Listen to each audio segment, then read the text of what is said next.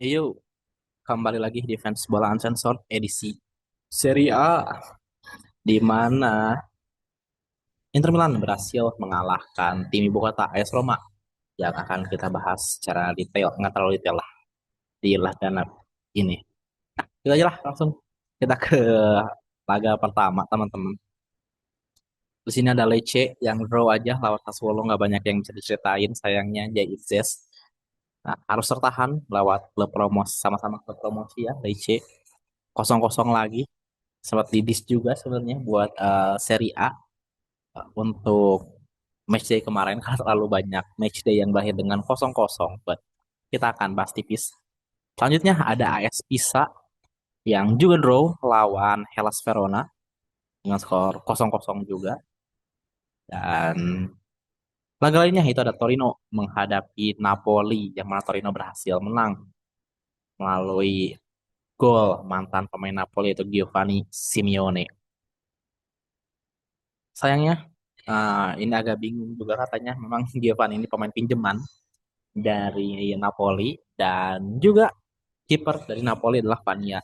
Dan Topi adalah pemain pinjaman dari Torino. Namun infonya sih yang Vangia ini dia akan dipermanenkan ya oleh Napoli di akhir musim. But Torino lagi-lagi berhasil mengalahkan tim-tim favorit, di antaranya sebelumnya mengalahkan AS Roma, kini mengalahkan Napoli yang berada di puncak klasemen. Namun harus turun karena kalah ya kemarin lawan Giovanni Simeone. Terlihat memang beberapa pemain Napoli banyak buang-buang peluang di antara Kevin De Bruyne yang cukup sering melakukan tembakan dari luar kotak penalti namun tidak on target, dan juga pemain strikernya ya sebenarnya sangat berpengaruh, Rasmus Højlund yang tidak main, tidak tahu kenapa, kemungkinan cedera, sehingga Lorenzo Luka ini yang turun sebagai starter sebagai pemain inti. Dan ya akhirnya Napoli tidak dapat berbuat banyak dan harus mengakui kekalahan dari sang tuan rumah, yaitu adalah Torino. Selanjutnya, teman-teman, kita pindah ke ibu kota. Sini ada AS Roma melawan Inter Milan. Prediksi saya sedikit meleset karena saya memprediksi bahwa Marcus Thuram yang cedera akan digantikan oleh Joao Esposito. Namun ternyata Yohan Boni yang turun dan mencetak gol di menit-menit awal ya, ini di menit ke-6 yang membobol gawang dari Miles Villar, kipernya dari AS Roma. Uh, Menurut informasi yang saya dapatkan, karena keterbatasan akses juga dan saya tidak nonton, uh, jalannya pertandingan memang cukup seru, cukup banyak jual beli serangan dari kedua tim. Memang terbukti bahwa kedua tim ini cukup serius dalam perebutan gelar juara Liga Italia, terutama Inter Milan yang gagal dalam 2 tahun terakhir, digagalkan oleh Napoli, dan ya Inter 2 tahun terakhir itu sebenarnya ya. Di tahun lalu terutama digagalkan oleh Napoli. But yes, balik lagi salah satu kekuatan dari Inter Milan musim ini adalah mereka memiliki 4 striker yang memang bisa mencetak gol. Memang tugasnya begitu dan deliver tugasnya dengan sangat baik. Dan ya, itulah kelebihan utama dari Inter Milan musim ini. Jadi di saat Marcus Thuram cedera, masih ada beberapa pemain, opsinya tidak hanya satu namun dua. Setelah ada selain Iwan Boni masih ada Pio Esposito. Dan berbeda seperti musim lalu, yang memang backup strikernya adalah Marco Arnautovic dan juga Mehdi Taremi. Kalau dari segi level memang mereka keduanya adalah pemain senior. Sedangkan Inter Milan kini mendatangkan darah yang lebih segar itu Yohan Boni dan mempercayakan kepada pemain akademinya Pio Esposito yang juga bermain cukup baik. Meskipun main berapa menit ya semalam nih Pio Esposito kita lihat, ya lumayan lah sekitar 30 menitan menggantikan Sokap nih. Nah, di Yohan. Menggantikan Lautaro Martinez, bro. Oke, segitu aja mungkin. Untuk sementara kita lihat tabel klasemennya, 9 di puncak klasemen dengan 16 poin. Di peringkat kedua ada Inter Milan dengan 15 poin, dan juga ada Napoli dan Roma yang juga sama-sama mengoleksi 15 poin karena mereka berdua Napoli dan Roma ini kalah di match day kali ini. Jadi ya mereka harus turun satu peringkat masing-masing, dan juga Bolonya Di peringkat kelima dengan 13 poin, Como peringkat 6 dengan 12 poin, sama dengan Juventus yang ada di peringkat 7 12 poin, dan Atalanta di peringkat 8 dengan 11 poin. Tuh, lanjut aja. Sini ada Como, timnya Hartono menang 2-0 atas Juventus.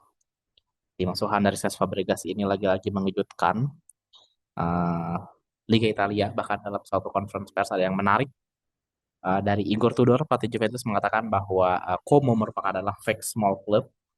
Como ini adalah klub kecil yang punya uang sangat besar.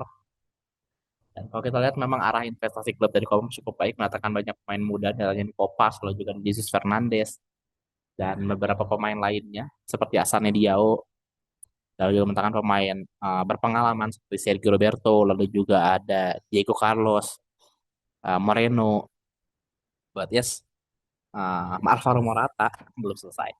Dan ya Como akhirnya bisa mengatasi perlawanan dari Juventus. Ya memang ini murni kekalahan pertama Juventus ya musim ini. Tidak dapat berbuat banyak pun. Juventus tidak banyak menciptakan peluang yang berbahaya.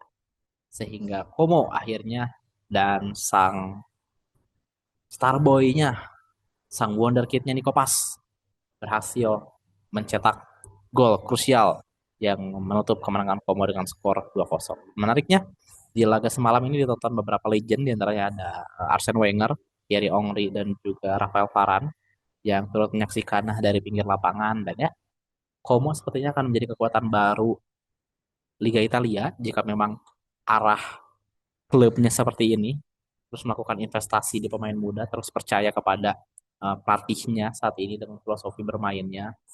Dan saya harapnya Como adalah lagi terus membangun klub ini dengan cara yang seperti ini cukup baik arahnya. Dan ini pengembangan usia mudanya ya, jangan lupakan kalau kita lihat memang beberapa pemain muda di Italia kebanyakan kan dari Akademi Milan, Akademi Inter yang memang bisa naik ke top level ya. Dan saya harapannya adalah nantinya akan banyak pemain muda Italia ini akan melirik Como sebagai salah satu opsi, dan Como harus bisa memberikan apa jaminan jam terbang pada pemain mudanya untuk dapat setidaknya ada kesempatan untuk bermain di tim utama, ataupun setidaknya kalau misalnya tidak tembus ke tim utama dapat berkarir di klub lain yang setidaknya minimal levelnya masih di Serie A. Terima kasih ya, terima kasih lagi. Selamat buat Como, keren, terima kasih. Agak sedikit bangga karena membawa nama Indonesia. Ya, saya harap Como masih terus berkembang lah. Karena ini proyek jangka panjang, kita jangan terlalu berharap dalamnya mungkin 1 tahun 2 tahun ke depan masih belum terlihat hasilnya. Namun dalam 1 dekade ke depan mungkin Como bisa jadi akan terus konsisten bersaing minimal di papan atas ataupun perebutan zona UCL. Ya, congratulations sekali lagi buat Como, keren-keren. Dan ini dia golnya, menang 2-0 atas Cagliari lewat gol dari Emil Holm dan juga Ricardo Solini yang sepakat dengan jarak jauhnya sangat mantap. Dan kini Bolonya naik ya dari peringkat ke-7 ke peringkat ke-6 kalau nggak salah. Kelima malah tuh dengan koleksi 13 poin. Kembali kini yang berada di posisi zona Eropa di Europa League. Bolonya kembali ke zona Eropa setelah 2 musim lalu di tangan Thiago Motta, pelatih muda, berhasil merangsek ke zona Liga Champions. Setelah ditinggal Motta tidak terlalu oke, dan kini di bawah Vincenzo Italiano mulai memasuki zona Liga Eropa ya, baik itu Champions League, Europa League atau Conference League ya, setidaknya berada di peringkat 6 besar lah, 6 atau 7 besar. Kita harus apresiasi ya, terutama pemain-pemain gaek yang kembali datang seperti Federico Bernardeschi tampil cukup sangat baik dalam Bolonya. Dan Orsolini pemain senior menunjukkan bahwa ya Bolonya pernah berada di level yang lebih tinggi sehingga harus terus meraih kemenangan. Dan ya, selamat. Dan di sisi lain, Genoa harus bermain imbang dengan skor 0-0 melawan Parma dengan penampilan ciamik dari Zion Suzuki ya. Lagi-lagi Genoa masih belum mendapat kemenangan pertamanya. Banyak peluang terjadi, namun Zion Suzuki kiper tim nasional Jepang ini tampil dengan sangat cukup baik. Saya punya feeling bahwa kalau misalnya level Parma masih di sini, dari sini tuh dalam arti dia ini masih berada di papan bawah Serie A atau bahkan skema terburuknya adalah degradasi. Tapi kalau degradasi dapat dipastikan mungkin pindah. Namun jika Parma masih berada di papan bawah, bukan tidak mungkin ini Zion Suzuki akan pindah ke klub yang levelnya jauh lebih tinggi. Karena kalau kita lihat memang eh, ini pemain berada di level yang lebih tinggi, banyak melakukan save krusial, di antaranya adalah penyelamatan penalti di menit 90 plus 7 dari Maxwell Cornet dapat ditebak dengan sempurna oleh Zion Suzuki. Tentunya ini menjadi salah satu kebanggaan bagi Asia di level ketiga gawang. So, ya, applause buat Zion Suzuki. Oh ya, dan lupa saya mention bahwa Parma ini sudah bermain sejak menit 42 ya dengan 10 pemain karena pemain bertahannya Abdullah dia ini mendapatkan kartu merah. Jadi otomatis Parma di babak kedua lebih sering diserang. Zion Suzuki lebih banyak melakukan penyelamatan dan tampil cukup baik sehingga Parma berhasil mengamankan 1 poin di kandang Genoa. Selanjutnya di sini ada Atalanta dan juga Lazio yang bermain dengan skor 0-0. Atalanta banyak peluang, namun Lazio juga beruntung sebenarnya kalau dapat saya bilang tidak apa ya, tidak kebobolan dan tidak mendapatkan kekalahan. Atalanta banyak membuang peluang juga. Ada yang Mola Lukman, lalu juga siapa lagi ya yang main kemarin tuh yang saya lihat highlightnya tuh ada yang Mola Lukman sih yang ingat tuh peluangnya cukup cukup bagus namun dapat ditahan oleh Provedel. Ada Sulemana, Kamaldin Sulemana, di Keteleri juga ada peluang nggak masuk. Berarti ya 0 untuk Atalanta dan Atalanta menjadi satu-satunya tim ya di Serie A yang belum pernah terkalahkan musim ini meskipun banyak draw-nya. Selanjutnya di sini ada AC Milan yang berhasil meraih kemenangan atas Fiorentina dengan skor 2-1. Di sini gol dicetakkan oleh Rafael Leao yang menggantikan Pulisic yang cedera dan dapat digantikan dengan sangat baik. Dia hanya melakukan pressing di gol pertama dan penalti ya di gol kedua. Meskipun Fiorentina sempat unggul ya lewat dari Robin Gosens buat AC Milan menunjukkan mentalitasnya. Dan sesuai prediksi saya bahwa posisi tengah AC Milan ini akan ada Samuel Ricci, Fofana juga Modric karena memang Rabiot masih cedera. Di depan yang agak unik karena Makers dan juga Leo yang turun secara bersamaan. Dan Santiago Gimenez ini dicadangkan dulu ya sebelum akhirnya masuk menggantikan Makers kalau tidak salah. Menggantikan Atekame ini. Unik, unik, unik, unik. Unik.